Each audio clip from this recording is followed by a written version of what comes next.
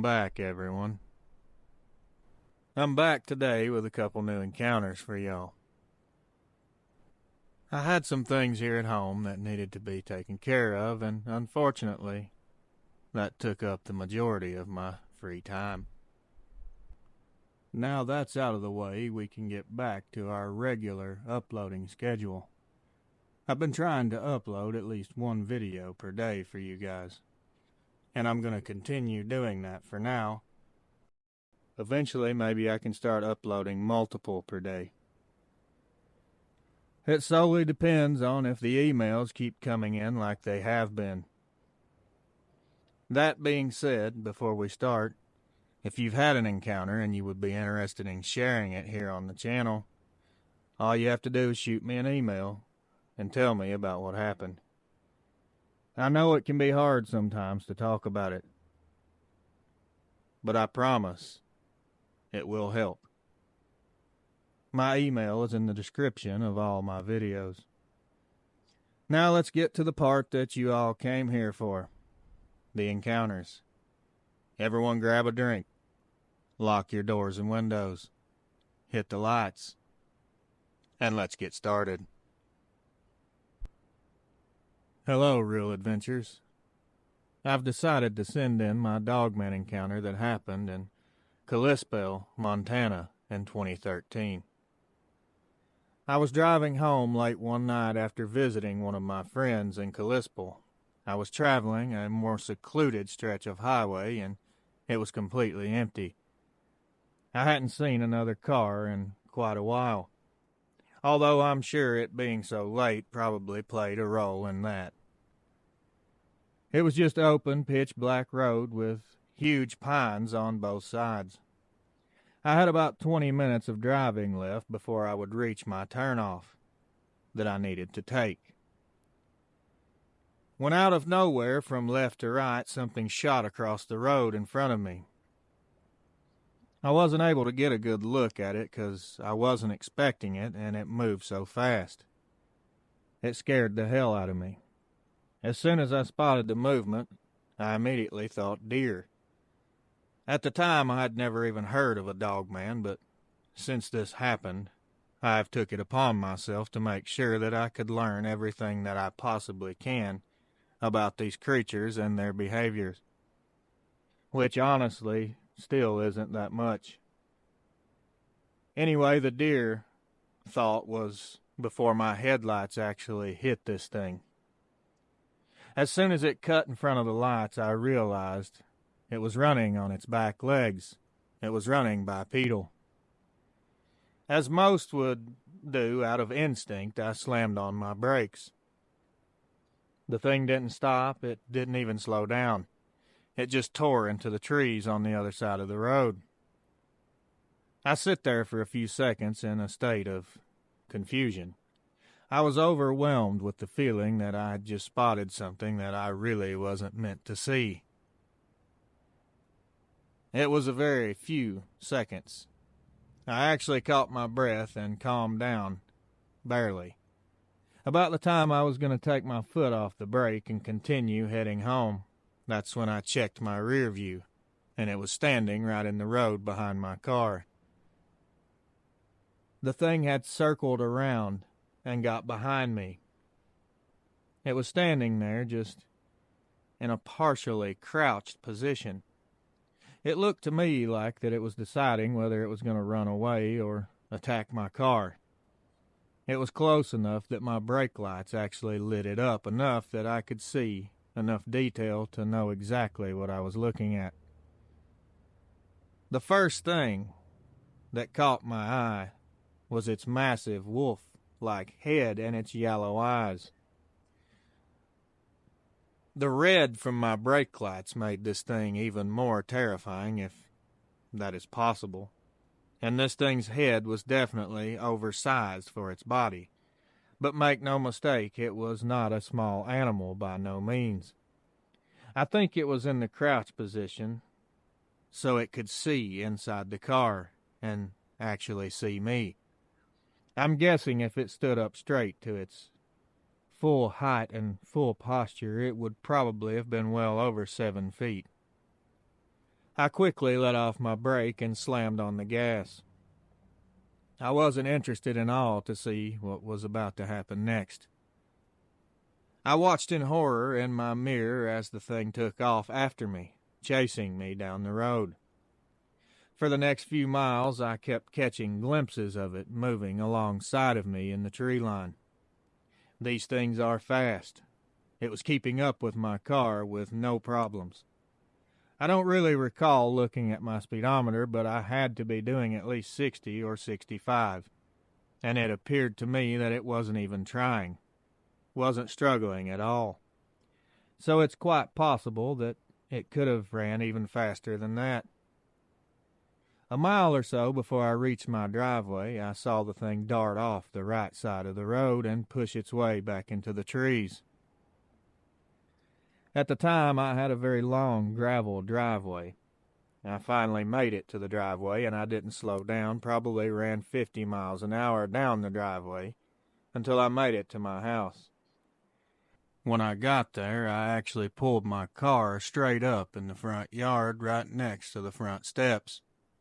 I was afraid that thing had followed me all the way home, as it was only about a mile away when it went into the trees. And the bit of woods that it ran into is butted up right against my property, so I knew it had to be extremely close wherever it was. I ran inside and double-checked and made sure every door and everything was locked up. Ran straight to my bedroom closet and grabbed one of my hunting rifles. It was just a bolt-action .308, which wasn't ideal for any close-range shooting, but it was the strongest weapon that I owned. I'm not a really big gun person, I just like to hunt. I went from window to window, door to door all night long, praying that I wouldn't see that thing again, especially near my home. It's one thing to run into it on the road, but seeing this thing outside of your house would be a level of fear that could possibly cause some serious mental problems. Nothing happened for the rest of the night. I just assumed it had moved on.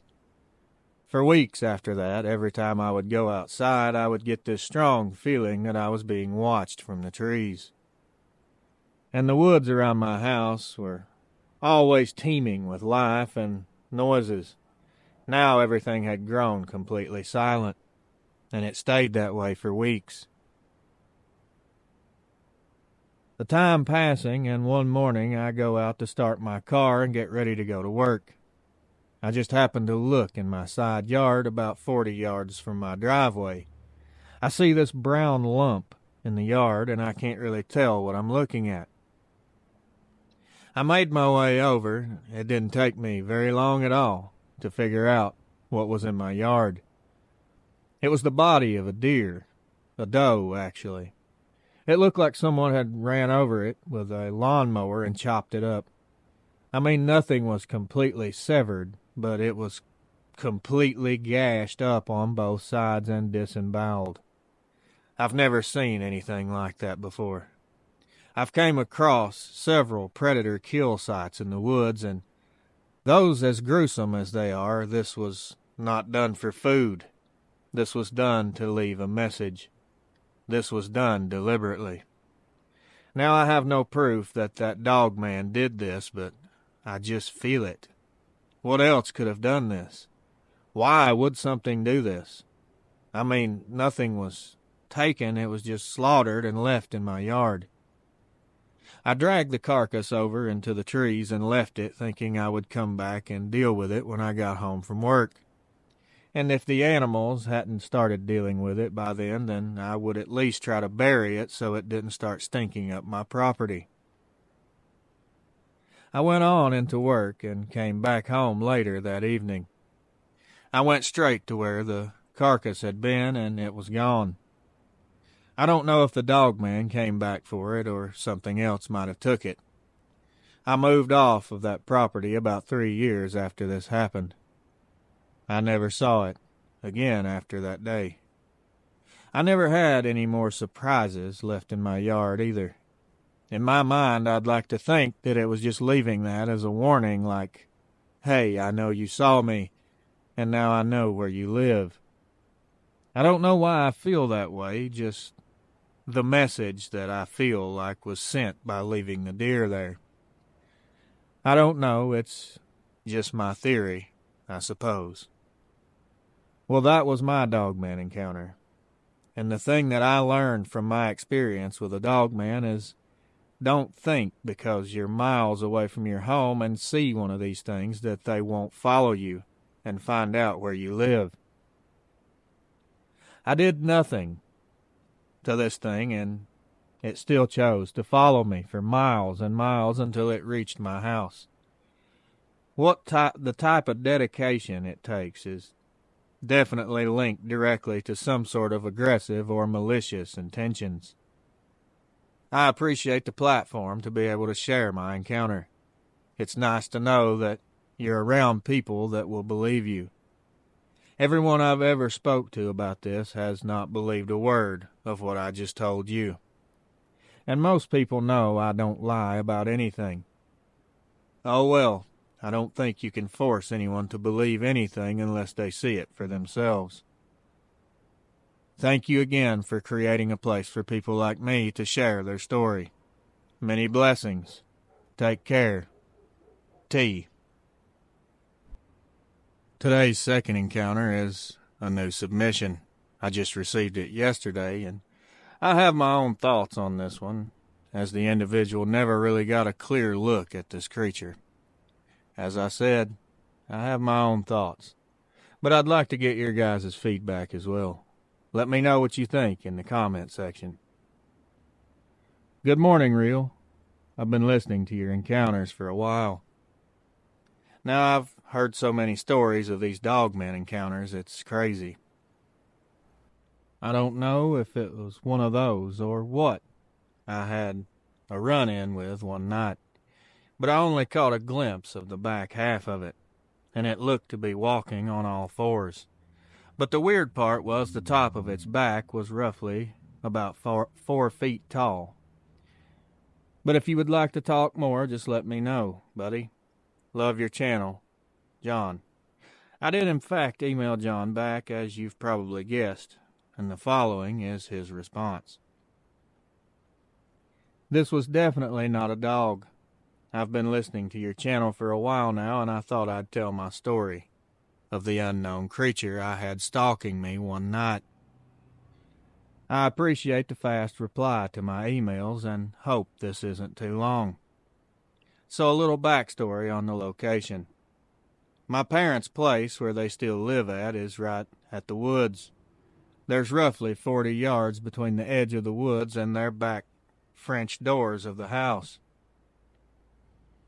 And then from the edge of the woods, it goes back roughly 150 to 200 yards. Then it's the Blue Ridge National Forest. This happened about 6 to 7 years ago. I still remember it to this day. So it was late one summer night around 11 p.m. I was outside in my folks' place working on my truck.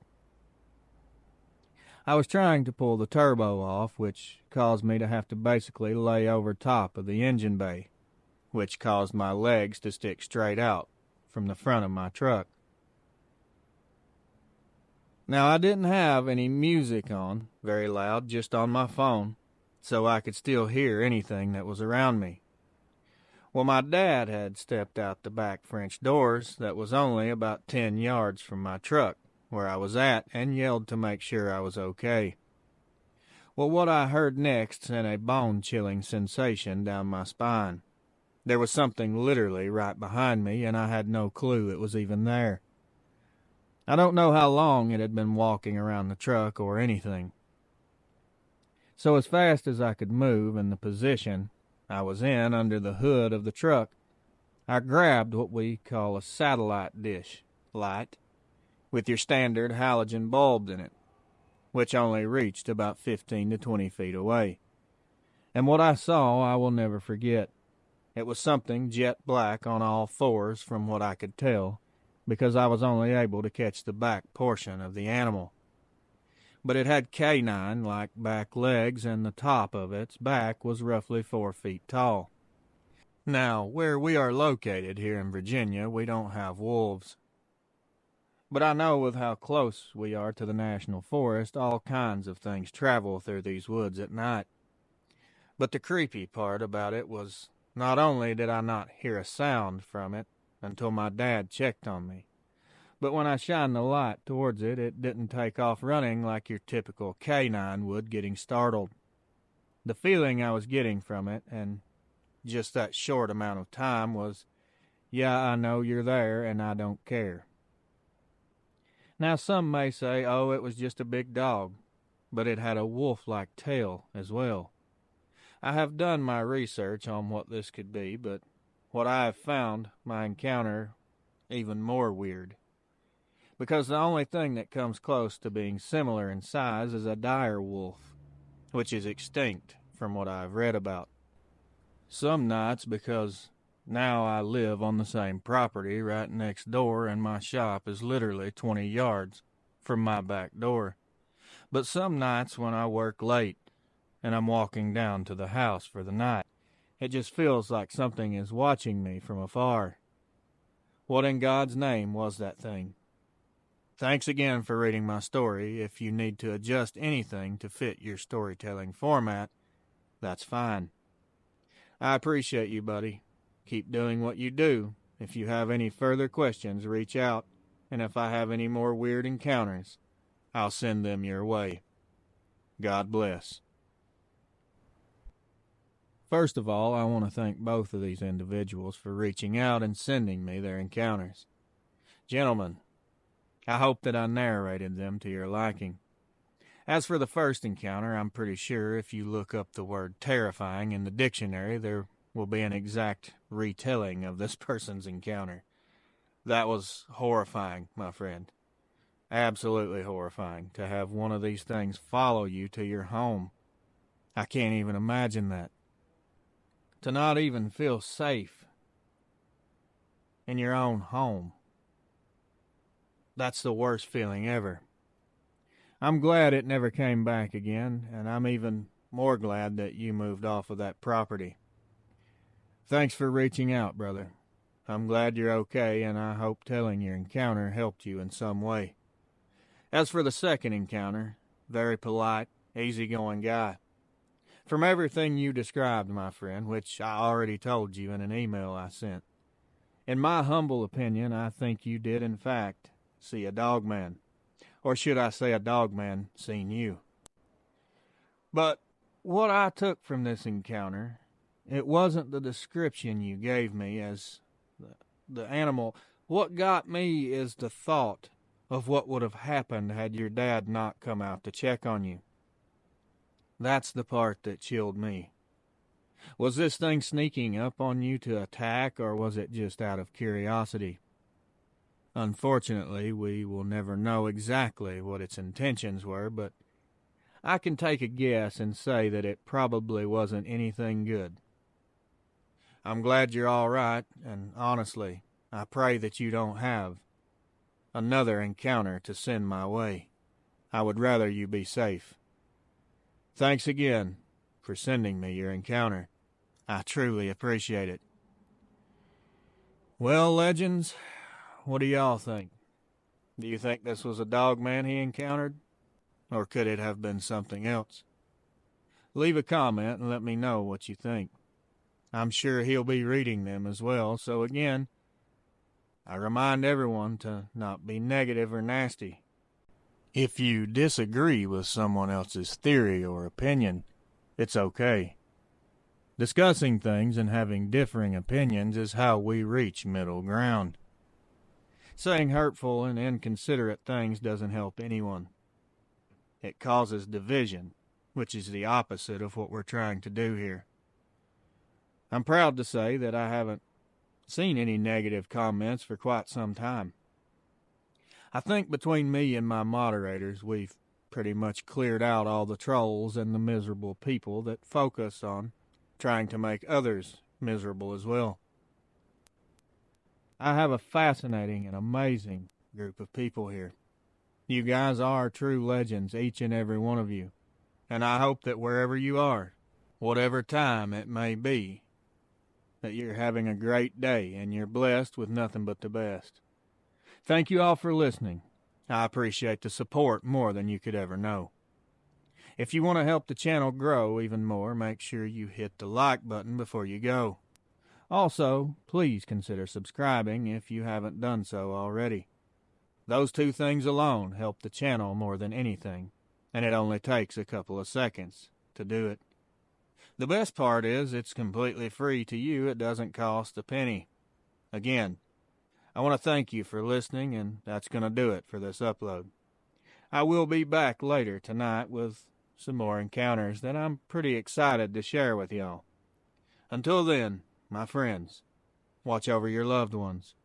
Keep your head on a swivel. And as always, good night.